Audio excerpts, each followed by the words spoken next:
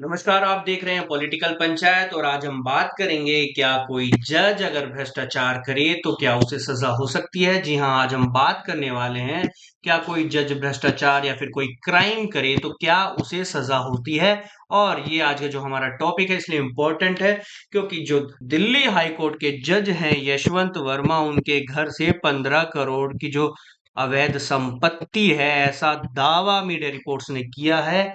और इसका जो वीडियो है सोशल मीडिया पर खूब वायरल भी हुआ और हम चर्चा करेंगे कि आखिर क्यों किसी जज को नियुक्त, ट्रांसफर या फिर उसका प्रमोशन करना आसान है, जिसको हम कोलिजियम सिस्टम भी कहते हैं। और उस कोलिजियम सिस्टम पे हम किसी और दिन बातें करेंगे विस्तार में। लेकिन अब बात करते हैं कि सीजीआई, जी हाँ, CGI chief justice of India Sanjeev Khanna का इस पूरे मामले में जो 15 करोड़ की जो संपत्ति, माफ कीजिए, जो 15 करोड़ की जो नगद है वो कैश है वो प्राप्त हुआ उनके घर पर, उस पर संजीव खन्ना का क्या रिएक्शन रहा और सुप्रीम कोर्ट ने उसके बाद क्या कार्रवाई की। अब बात करते हैं 14 मार्च 2025 की। जी हां, 14 मार्च 2025 का वो दिन था जिस दिन होली थी। जस्टिस वर्मा के जो दिल्ली वाले घर पर आग लगती है और उसकी जो सूचना है वो दमकल कर्मियों और विभागों को जाती है। उसके बाद आग पर काबू पाने के दौरान दमकल कर्मियों द्वारा 15 करोड़ का जो नगद है उसका मिलने का दावा होता है, जिसका वीडियो भी खूब सोशल मीडिया पर वायरल होता है। और आपको बता दूं वो वीडियो वायरल होने के बाद उस पर जो पुलिस की जो रिपोर्ट है वो दर्ज ही नहीं हुई। हालांकि जो विपक्ष है सदन में इस मुद्दे को बहुत ऊंचाई पर ले जा रहा है, इस मुद्दे को काफी बड़ा बना रहा है और उठा भी रहा है। आपको बता दूं कि जस्टिस यशवंत वर्मा के आवास पर जो 15 करोड़ नगद मिला उसके बाद सुप्रीम कोर्ट ने क्या कार्रवाई की। जी हां, आप तस्वीर में देख सकते हैं, ये वो नोट है, जले हुए नोट है। आपको बता दूं 5 से 6 बोरी, जी हाँ, 5 से 6 बोरियों में कम से कम 15 करोड़ की जो कैश है वो यशवंत वर्मा के घर से बरामद हुआ, जिसके बाद जस्टिस वर्मा का इलाहाबाद हाई कोर्ट में तबादला हुआ। जी हाँ, जसवंत, माफ कीजिए, यशवंत वर्मा का हाई कोर्ट में, इलाहाबाद हाई कोर्ट में तबादला किया गया। मैं आपको बता दूं इलाहाबाद हाई कोर्ट में ही वह पहले सिटिंग जज हुआ करते थे। जी हाँ, इलाहाबाद हाई कोर्ट में ही वापस वो चले गए हैं और उनका ट्रांसफर कर दिया जाता है सुप्रीम कोर्ट के द्वारा, यानी chief justice of India Sanjeev Khanna के द्वारा। और कुछ लोगों का ये भी दावा है क्या उनको बचाने की कोशिश की जा रही है, क्या यशवंत वर्मा को अब बचाने की कोशिश की जा रही है, क्या संरक्षण उनको दिया जा रहा है, क्योंकि कई ऐसे राज हैं जो सरकार के खुल सकते हैं। इस पर हम बात करेंगे आगे। आपको बता दूं Allahabad high court bar association का विरोध रहा है किस पर, इलाहाबाद हाई कोर्ट में जो तबादला हुआ है उस पर बार एसोसिएशन ने काफी नाराजगी दिखाई और कहा है कि जो वो तबादला है वो घर वापसी है और उसको तोहफा बताया है। जी हाँ, घर वापसी बताया है, तोहफा बताया है, क्योंकि यशवंत वर्मा पहले सिटिंग जज इलाहाबाद में हुआ करते थे और जो बार एसोसिएशन है उनका कहना है कि इलाहाबाद हाई कोर्ट कोई कूड़ादान या फिर कचरा घर नहीं है कि जिस पर आरोप लगे उसको इलाहाबाद हाई कोर्ट में भेज दिया जाए। हालांकि सुप्रीम कोर्ट ने कहा घर में मिला नगद, जी हां, 15 करोड़ का जो अवैध संपत्ति है वो मिला और उनके जो तबादला है उसका कोई लेना देना नहीं है। सुप्रीम कोर्ट ने खुद ही अपने वेबसाइट पे वो जो वीडियो है, वो फोटोज है, वो सुप्रीम कोर्ट ने जारी भी की थी अपनी वेबसाइट पर, जिसके बाद ये मामला और ज्यादा तूल पकड़ रहा है। हालांकि सुप्रीम कोर्ट के द्वारा जो इलाहाबाद हाई कोर्ट में उनका ट्रांसफर हुआ है उस पर लोगों ने सवाल उठा दिए हैं, क्योंकि जो कोलिजियम सिस्टम होता है वो खुद एक जज दूसरे जज की नियुक्ति ट्रांसफर करता है और उस पर सवाल उठ रहे हैं क्या supreme court CGI Yashwant Verma को संरक्षण या बचा रही है। इस पर चर्चा करेंगे हम आगे, लेकिन इससे पहले हम बात करते हैं दिल्ली फायर सर्विस यानी डीएफएस चीफ अतुल गर्ग, जिनकी तस्वीर आप स्क्रीन पर देख सकते हैं।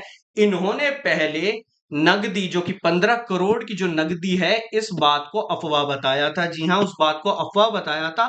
हालांकि अतुल गर्ग ने उसके बाद कहा मीडिया में उनका गलत बयान चलाया गया और उन्होंने ऐसा कभी कहा ही नहीं कि जज यशवंत वर्मा के घर से कैश नहीं मिला। ये मामला काफी तूल पकड़ रहा है और जो आग बुझाने की जो कार्रवाई दमकल कर्मियों ने की है वो लगता है कि आग बुझाई नहीं गई, कि आग लगाई गई है। अगर बात करें हम सर्वोच्च न्यायालय यानी कि सुप्रीम कोर्ट और हाई कोर्ट के न्यायाधीश यानी जजों को हटाया जा सकता है जी हाँ, सुप्रीम कोर्ट और हाई कोर्ट के जजों को हटाया जा सकता है, वो भी द जजेस इंक्वायरी एक्ट 1968 के तहत। सुप्रीम कोर्ट या हाई कोर्ट के जो जज हैं उनको संसद, राज्यसभा और लोकसभा में विशेष बहुमत यानी स्पेशल मेजोरिटी से हटाया जा सकता है। और वो हम आगे जानेंगे कि इसकी आखिर प्रक्रिया क्या है। मैं आपको बता दूं कि सुप्रीम कोर्ट का अगर कोई जज है या फिर हाई कोर्ट का जज है, अगर उसको हटाना है तो केवल दो तरीके से उनको हटा सकते हैं। पहले तो उन पर जो आरोप है वो मिसबिहेवियर का होना चाहिए, जी हाँ, मिसबिहेवियर या फिर इनकैपेसिटी। इसके बाद ही जो सुप्रीम कोर्ट या फिर हाई कोर्ट का जज है उसको हटाने की प्रक्रिया शुरू होती है। सबसे पहले चीफ जस्टिस ऑफ इंडिया और या फिर हाई कोर्ट के जो सीजीआई हैं वो एक सदस्यता बनाते हैं 3 लोगों। उसमें अगर जो जज होता है उस पर अगर आरोप साबित नहीं होते हैं तो तब वो वहीं खारिज हो जाता है, और अगर आरोप साबित हो जाते हैं तो उसके बाद उनको इस्तीफा, जी हाँ, उसके बाद उनको इस्तीफा देने को कहा जाता है। अगर वो इस्तीफा अगर ना दें तो उसके बाद जो वो प्रस्ताव है वो प्रेसिडेंट के पास जाता है। जी हाँ, वो जो प्रस्ताव है अगर इस्तीफा ना दे तो प्रेसिडेंट के पास जाता है। हालांकि उसके बाद तुरंत कार्रवाई नहीं होती, उसके बाद जो प्रस्ताव है वो लोकसभा और राज्यसभा में पेश किया जाता है। जी आपको बता दूं, लोकसभा में 100 मेंबर्स होते हैं, उनकी जो सहमति है वो होनी जरूरी है, और राज्यसभा में 50 सदस्यों को जज को हटाने के लिए सहमत होना आवश्यक है। उसके बाद सहमति के बाद अध्यक्ष, अगर राज्यसभा है तो अध्यक्ष और लोकसभा है तो स्पीकर प्रस्ताव को स्वीकार या फिर ठुकरा सकता है। जी हाँ, अगर स्पीकर या अध्यक्ष ने प्रस्ताव है वो ठुकरा दिया तो वहीं पर खारिज हो जाएगा, लेकिन अगर उन्होंने प्रस्ताव को स्वीकार कर लिया तो उसके बाद 3 सदस्यीय समिति का गठन होता है, जिसमें मुख्य न्यायाधीश यानी सीजेआई यानी चीफ जस्टिस ऑफ इंडिया या फिर सुप्रीम कोर्ट का जज, और उच्च न्यायालय यानी हाई कोर्ट के सीजीआई, और प्रतिष्ठित न्यायाविद यानी कि डिस्टिंग्विश्ड जूरिस्ट मौजूद रहते हैं जो कि जांच करते हैं, और जांच के बाद यदि समिति जज को दोषी पाती है तो महाभियोग यानी कि इम्पीचमेंट, जी हाँ, इम्पीचमेंट के द्वारा विशेष बहुमत से प्रस्ताव पारित होता है और जज को हटाने के लिए राष्ट्रपति को प्रस्ताव भेजा जाता है। आपको बता दूं कि लोकसभा में अगर वो जो प्रस्तावना है वो दाखिल हो जाती है, उसके बाद जो मेजोरिटी होती है, 100 की जो मेंबर्स की मेजोरिटी होती है, उसके बाद वो जाता है राज्यसभा में, और वहां पर जो स्पेशल मेजोरिटी है वो होनी भी उतनी आवश्यक है। उसके बाद राष्ट्रपति के हस्ताक्षर यानी सिग्नेचर करने के बाद जज को हटाने के आदेश जो है वो जारी कर दिए जाते हैं।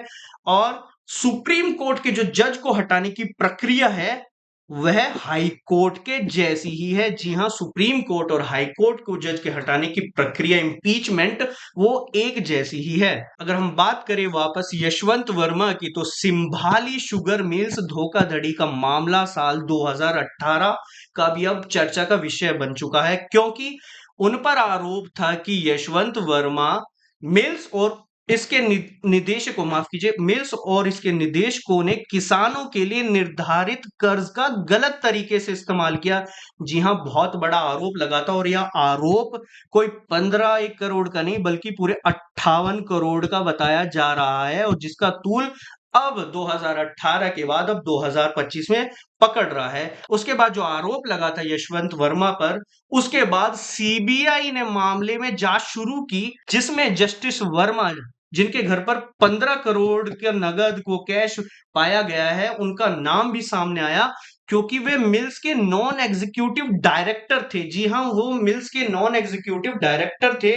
और सुप्रीम कोर्ट ने, यहां ध्यान देने वाली बात है कि सुप्रीम कोर्ट ने इस मामले में सीबीआई की जांच को रद्द ही कर दिया। जी हां, सीबीआई की जो वो जांच थी उसको रद्द कर दिया और जांच बंद करने का आदेश दिया गया, जिसमें जस्टिस वर्मा को क्लीन चिट मिल गई। जी हां, जस्टिस वर्मा को सुप्रीम कोर्ट के द्वारा ही क्लीन चिट मिल गई, जिसके बाद कहा जाता है अंकल जज सिंड्रोम। जी हां, अंकल जज सिंड्रोम का जो जिक्र है वो होता है।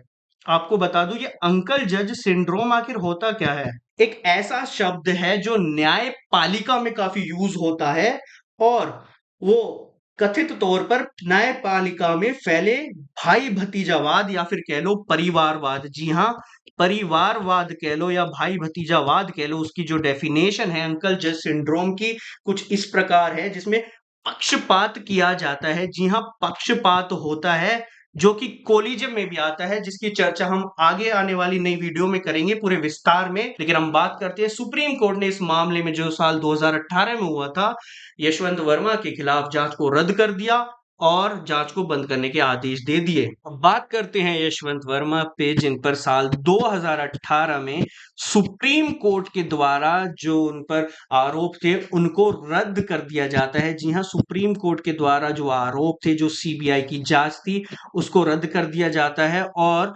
यशवंत वर्मा को क्लीन चिट दी जाती है। जी हाँ, यशवंत वर्मा को क्लीन चिट दी जाती है सुप्रीम कोर्ट के द्वारा, यानी चीफ जस्टिस माफ कीजिए, जो चीफ जस्टिस ऑफ इंडिया है उनके द्वारा सुप्रीम कोर्ट ने क्लीन चिट दे दी थी। उसके बाद जो अब 2025 में जो फिलहाल जो उनका मामला है, 15 करोड़ के जो कैश पाया गया उनके घर पर, वो अब तूल पकड़ रहा है। हालांकि यशवंत वर्मा कह रहे हैं कि वो जो 15 करोड़ का जो कैश है वो उनका नहीं है, और वो जो 15 करोड़ मिले हैं वो किसी स्टाफ क्वार्टर के वहां से मिले हैं। वो स्टाफ क्वार्टर जो है वो उनके घर के पास है, लेकिन वो उसको मना कर रहे हैं कि वो जो कैश है, बरामद कैश है, वो उनका नहीं है। अब देखना होगा क्या सरकार और सुप्रीम कोर्ट क्या यशवंत वर्मा को बचाने का क्या काम कर रहा है, क्या ये पक्षपात जो हो रहा है सुप्रीम कोर्ट और जो हाई कोर्ट में, उसका आखिर फैसला क्या होगा। और आपको बता दूं कि चीफ जस्टिस ऑफ इंडिया यानी कि संजीव खन्ना के द्वारा 3 सदस्यीय समिति का गठन होता है, जिसमें यशवंत वर्मा के खिलाफ जांच होती है। और देखना भविष्य में ये होगा कि जो ये जांच है सुप्रीम कोर्ट के द्वारा, वो आखिर कितनी पक्षपाती होती है और कितनी विपक्ष होती है। लेकिन जनता अपनी राय कमेंट सेक्शन में जरूर दे कि जो वो 15 करोड़ का जो नगद था वो क्या यशवंत वर्मा के घर से ही पाया गया, और जो उन पर आरोप लग रहे हैं क्या वो बेबुनियाद हैं, और जो सुप्रीम कोर्ट के द्वारा उनका तबादला किया गया था क्या वो सही है। उसकी राय आप कमेंट सेक्शन में जरूर लिखें।